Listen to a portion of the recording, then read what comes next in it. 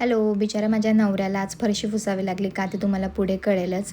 आणि संध्याकाळी 6 वाजले होते आम्हाला काल बडोद्यावरून निघायला. आम्ही वाटेत सुरतला थांबणार होतो माझ्या नंदेच्या घरी, कारण की जिथे आम्ही शिफ्टिंग केलेली आहे ते खूप लांब पडणार होतं. त्याच्यामुळे म्हटलं चला सुरतला थांबूया आणि आम्हाला अधिक मासचं वाण पण त्यांना लावायचं होतं, तेही आमचं राहिलं होतं. तर दुसऱ्या दिवशी अमावस्या होती, अधिक मास संपणार होता म्हणून त्यांना आम्हाला आजच वाण लावायचं होता.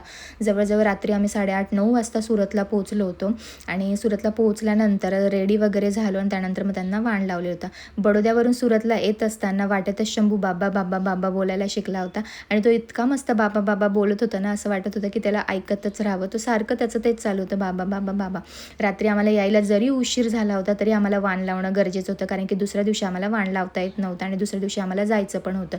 सो आता नवीन ठिकाणी आम्ही शिफ्ट झालो होतो, सामान सगळं टाकले गेलेलं होतं आणि इथे सगळ्या सामानाची लावणी चालू होती. आता आम्ही नवीन ठिकाणी आलो आहे ते म्हणजे वापीला. आधी बडोद्याला होतो, बडोद्यावरून राकेशने जॉब चेंज केला आणि आता आम्ही आलो वापीला.